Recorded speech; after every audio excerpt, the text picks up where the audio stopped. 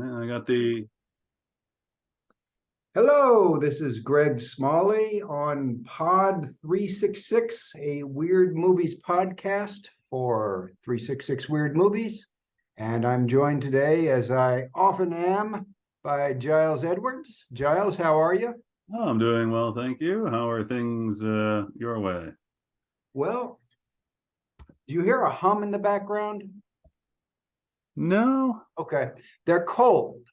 Uh, Cold for me.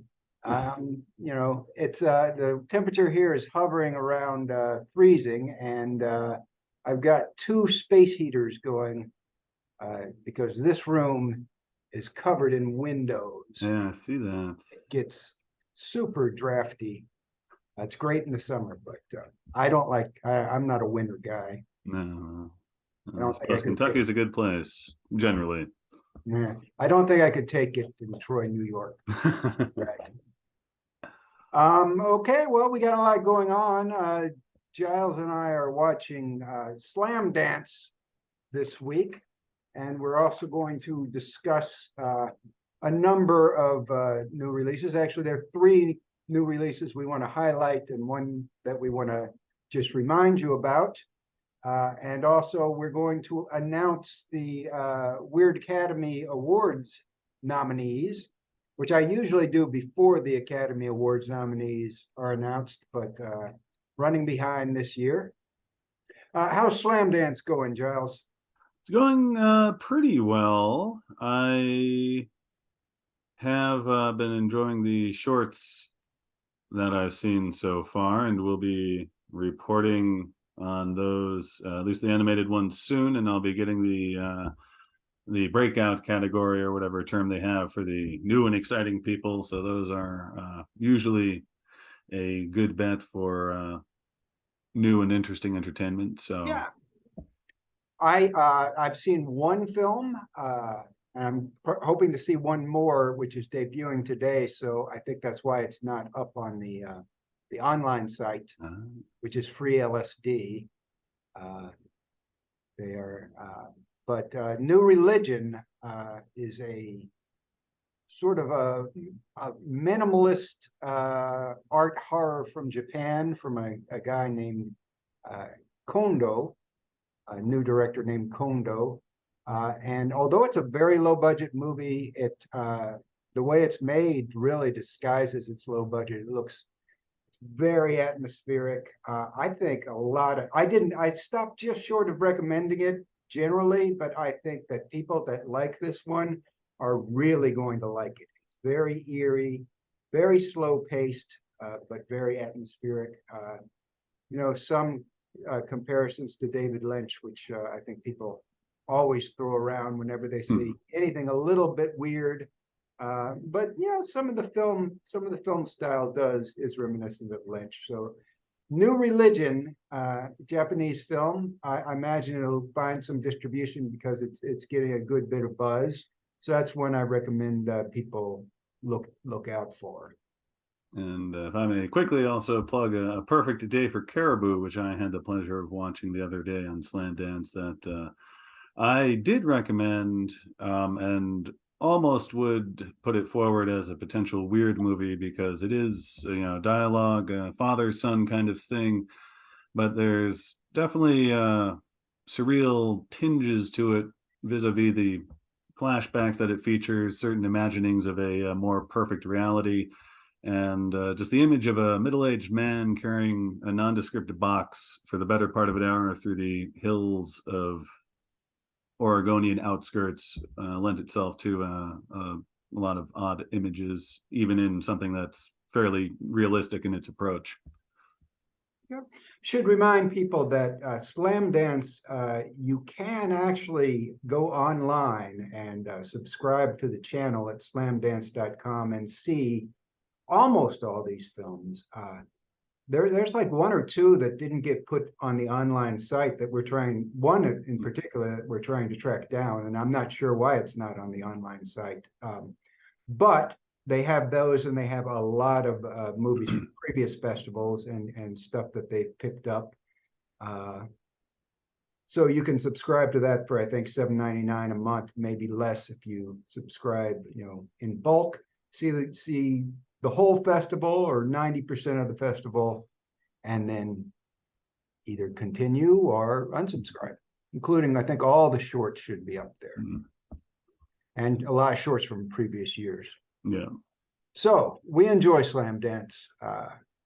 Sundance. Since we're here, we'll talk about, there was only one movie that we thought was worth seeing, which was Infinity Pool, the Brandon Cronenberg movie, and we shared the trailer for that on our first episode ever, which seems like it was just yesterday, but was actually close to a month ago. Oh, God. And that, will remind people, is coming to theaters this Friday. So that should be the day you're watching this. And I'm going to try to see it on the weekend. I'm so busy right now. It's tough to squeeze it in, but I'm going to try to get out to the theater and see that one and hopefully review it. No promises. It'll probably be the week after that if I can't get to it this week. But let's go and talk about the rest of the new releases this week. Some of which, Giles, you have a special connection to. But the first one is this one, I just got alerted to it by email. It's going straight to VOD. It's on Amazon Prime right now, not for free. You have to rent it. We will have the trailer linked on 366 Weird Movies in this podcast, where hopefully you are watching this right now. If not, you can either go to 366weirdmovies.com and look for the trailer, or just look for it on YouTube. It's called Alchemy of the Spirit. It has Xander Berkeley, who is a actor whose name I recognize. I'm not super familiar with him. I think he's been in some horror movies that people will recognize. You might recognize him if you see him. And also Mink Stoll in a rare camera appearance for her outside of John Waters. And I think she's playing a serious role too, not a comedy role, because if you watch the trailer, it looks like a very serious movie. The one Film Threat liked it a lot, as you can see, because they're quoting Film Threat there. But another guy, local New Mexico reviewer, compared it to Tarkovsky and Brakhage, but it's nothing like Brakhage, because Brakhage doesn't do narrative movies. So I don't know what he's talking about there. There might be some abstract sequences in it. If you watch the trailer, looks very slow, obviously low budget, despite having some recognizable name actors in it. Not much of a plot to go on. Just guy wakes up and his wife's dead in bed beside him. I think that's it as far as we know for the plot.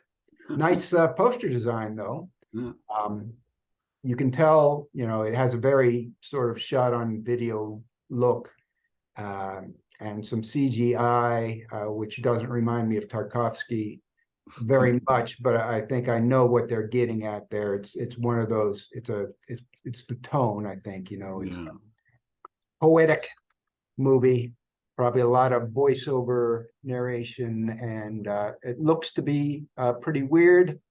Giles, do you have any thoughts on Alchemy of the Spirit?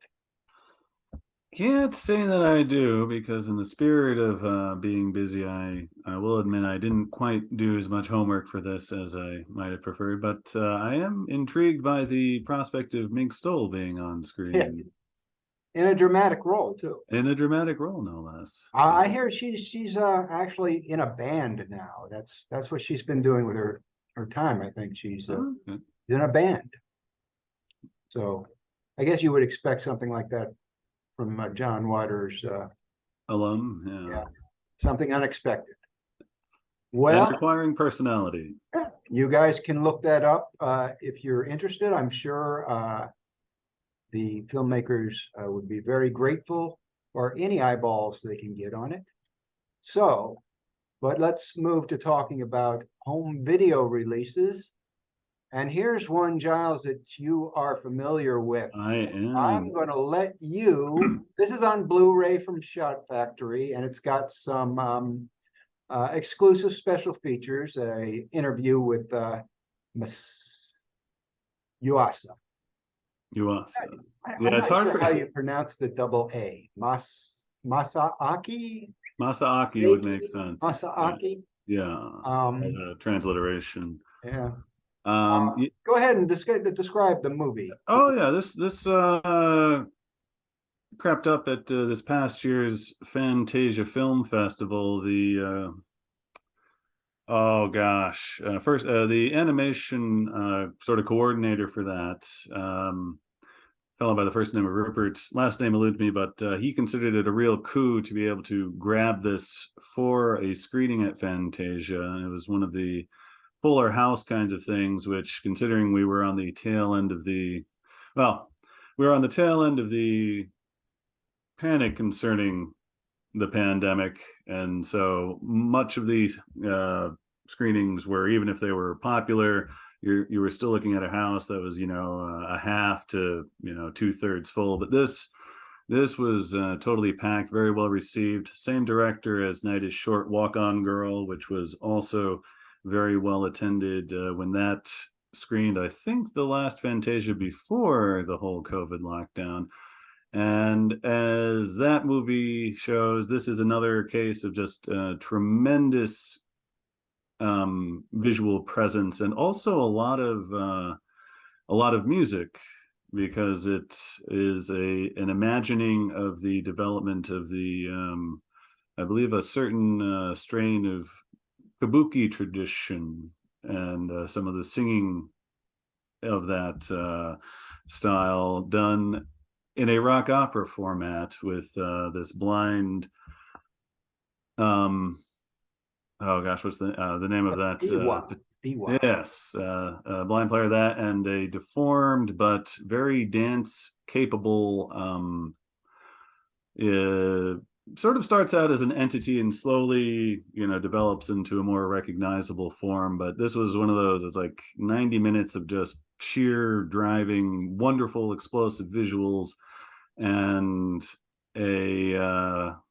for anyone who even has a modicum of appreciation of animation, you should check it out. And furthermore, for those who are more familiar with the musical and stage tradition that it explores through this animated modern lens, is going to be even that much more rewarding. So I highly recommend this film. Just about a must-see from our label here. Well, yes, it's the one thing I would tell people. I think the more you know about Japanese history and culture, the more rewarding it's going to be. This was made for a Japanese audience. Some of his movies and some Japanese movies are made with international audiences in mind. This is very much referencing Japanese history, and Japanese people and people who are familiar with Japanese culture are going to pick up on a lot of things that we're going to miss. A lot of it, I think it's set in the 14th century, even though it's a rock opera, and they're talking about events that happened probably 100, 200 years before that. Yeah, it has a contemporary style, and it's a 14th century performance troupe unearthing the secrets of a 12th century war. Right. There was a famous battle between two clans whose names escape me. It's also referenced in that battle is also referenced in Kwaidan, and I think it's been adapted in several movies. Yeah.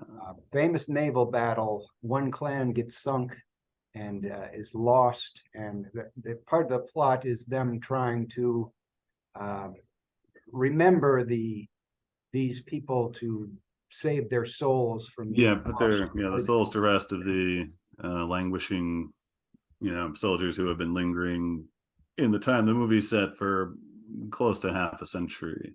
Yeah. And yeah, even approaching this as effectively a neophyte when it comes to a great deal of Japanese history and even animated tradition, I have nothing but good things to say about it as a civilian, as it were.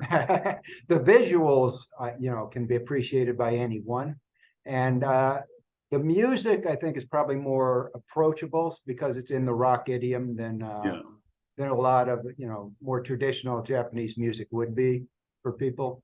But this is it's pretty accessible in that sense. And I don't think you'd be totally lost if you know nothing about Japanese history. I think you'd pick up on what's going on, but it would be more rewarding. And we've got a loud noise. But let's move on to the next movie, which is also a Blu-ray release. Can you see that, Giles? I can see that, yeah. Playing with Fire. So you are about to review this for our site, so I'm going to let you again take the lead. Yeah, I watched this about a week and a half ago, and then among other things, Slamdance crept up on us. So we've been looking more immediately at that.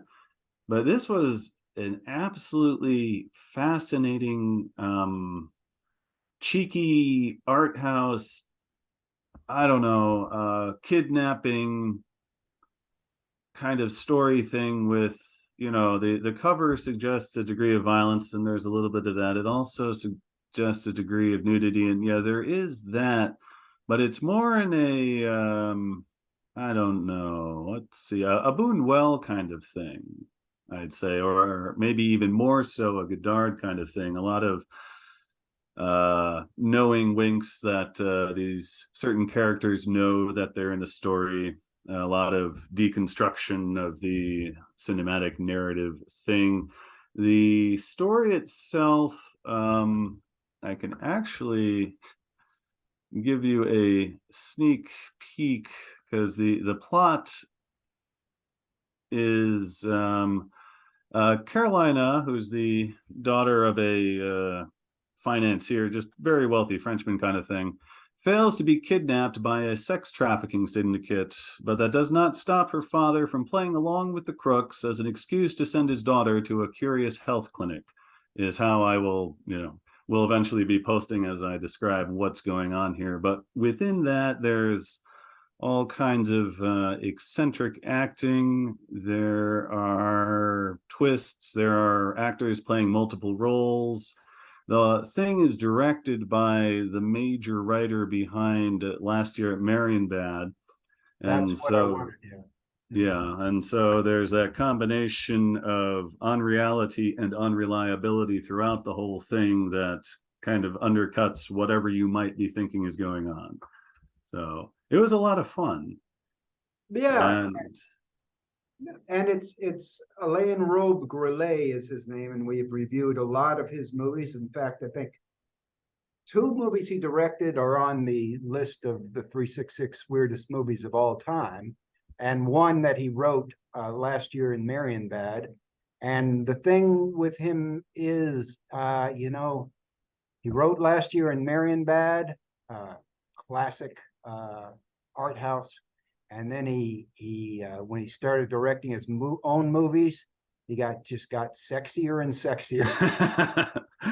Yeah, it's very artistically trashy feel to this whole exercise, which I can see is very well captured by the shot they chose for the Blu-ray slipcover. So it sort of tells you what you're getting into, but I did not experience an erotic sensation when watching this, despite the shall we say, many add-ons that were included for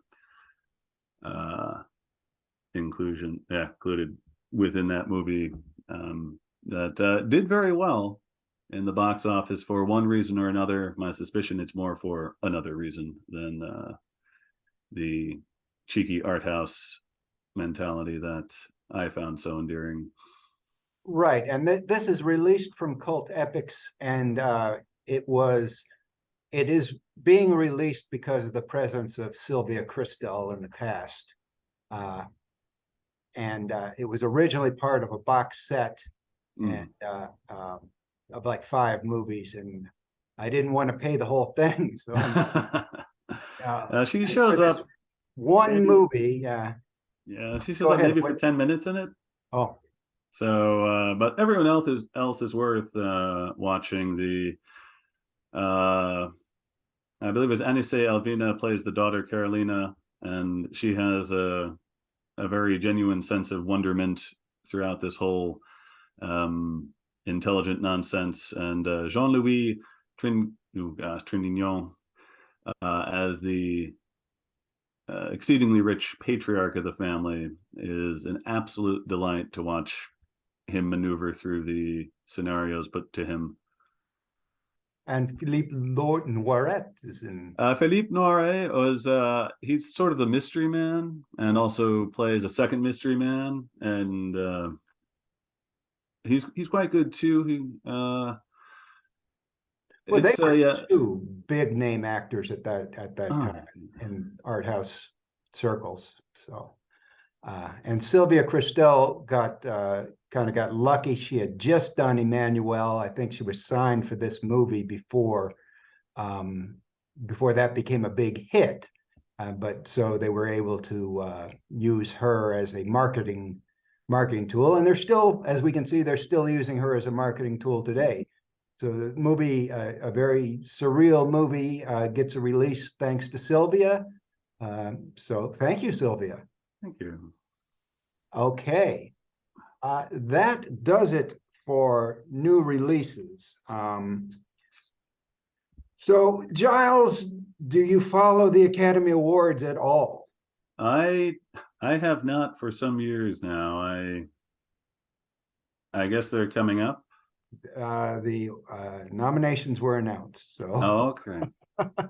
I watch a whole lot of new movies, probably over 100 new movies a year, and virtually none of them have ever been peeked at by the Academy. So last time I think I paid attention to that. I got disillusioned years and years ago when Gangs of New York lost to whatever movie the Academy chose instead. So I don't know if that maybe just, broke it for me or what.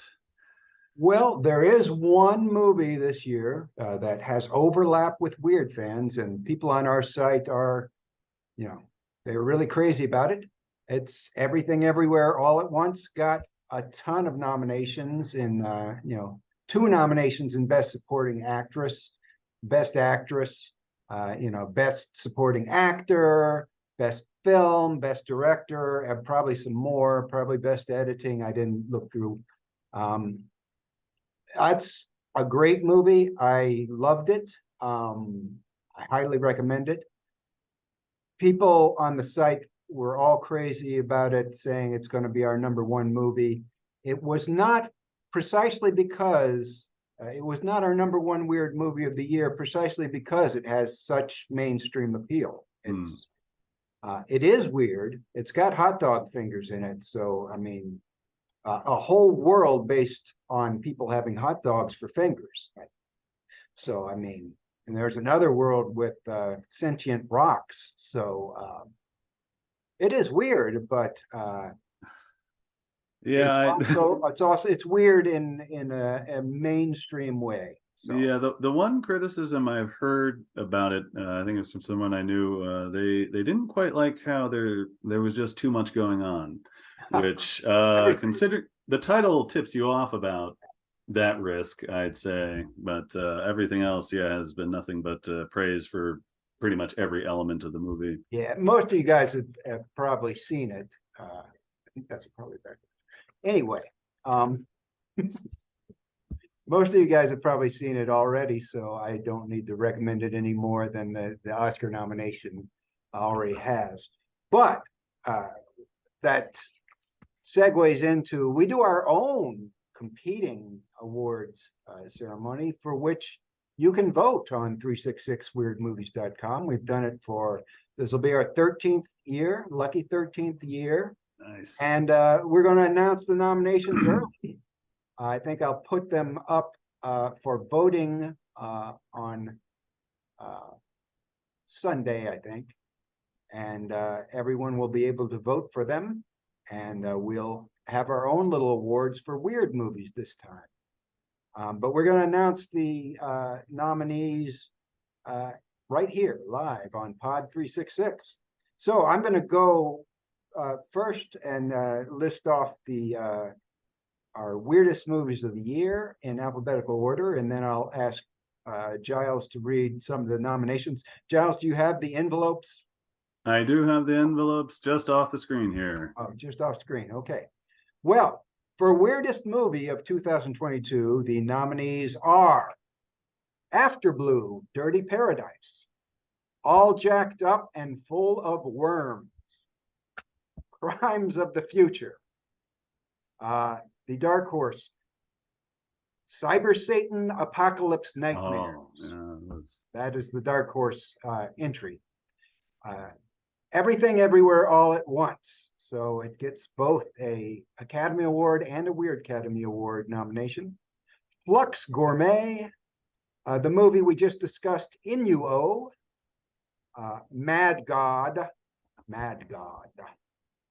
Neptune Frost, and then we have a surprise entry in this category. Surprise because I haven't seen it. It's Something in the Dirt, which those who did see it liked, but I missed it because it was just because the time was released in late December. I was busy with other things, but it is available for voting in the weirdest movie category. So, Giles, can you read off the weirdest actor nominations for us? I can with pleasure. Weirdest actor nominations include Kentucker Audley from Strawberry Mansion, Rory Kinnear from Men, Viggo Mortensen in Crimes of the Future, Makis Papadimitriou in Flux Gourmet, and Trevor Dawkins of All Jacked Up and Full of Worms. Can I continue with the weirdest actress? No, let me switch to, I'll do weirdest scene and then you'll finish up with weirdest actress. I'm not going to describe the scenes for which they're nominated. You'll have to wait till Sunday to read these, but these are the nominees for weirdest scene chosen for me, by me, so I'm to blame if you guys are upset that your favorite scene isn't eligible. And they come from mostly outside the weirdest movie nominees, which is just a coincidence, but strange and I think a little cool. Nominees for weirdest scenes are scenes from Blonde, Mad God, Men, Please Baby Please, and The Scary of 61st. So you can read about those on Sunday, and Giles will throw it to you to wrap up with weirdest actress. Weirdest actress nominations: Michelle Yeoh, Everything Everywhere All at Once, Gwendolyn Christie in Flux Gourmet, Betsy Brown, The Scary 61st and All Jacked Up and Full of Worms, Agatha Buzek, After Blue, Dirty Paradise, and Andrea Riseborough for her performance in Please Baby Please. All right. And that's it. And I think that about covers the news and events of the week. Giles, you have anything you think should be added or? Now, just a reminder, we'll be continuing our Slamdance coverage until they terminate our access, and I'm going to be keeping my fingers crossed that both Greg and I each are able to find the films that we've been pursuing for the better part of this past week. All right. Do you have one final question to ask me? Well, Greg, what's your hometown, and can you recommend a restaurant there? Why, yes, I can. My hometown is Louisville, Kentucky, which is something of the population center of the United States, or very close to it, which is why it's a big transportation hub and pretty much not a lot else going for it. But it's kind of culturally, it's kind of a mix of the South and the Midwest. It's sort of like the northernmost city in the South, the southernmost city in the Midwest, the westernmost eastern city. And so we have a melange. We have a number of restaurants here that are probably better than we deserve, and good restaurants per capita, and all very affordable. And the one I would recommend to visitors, people will tell you to go to the Brown Hotel and have the hot brown, and that's certainly something to do. I'm going to recommend a place called the Mayan Cafe, which is sort of a unique Central American fusion restaurant. It's, you know, similar enough to Mexican food that you'll probably be comfortable with it. They have little empanadas, which rotate based on local produce. And they have things like rabbit. I like the fact that you can get rabbit there. Traditional Aztec rabbit dish. Something you can't get every day. But the coolest thing about it is they're the only place I've ever gone where I would say the following sentence: you have to try the lima beans. The lima beans are terrific at the Mayan Cafe. That's so it can be done. Yeah. Oh. And there are a lot of other restaurants in that area. So that's it for me. That's it for Giles. That's it for this week. And I'm going to sign off right now. So bye, y'all. Be back next week, and we'll have a guest next week. Richard Baxter, director of A Ship of Human Skin and King Judith, will be on with us to discuss the weekly news and his latest project. So tune in a week from today, and thank you all.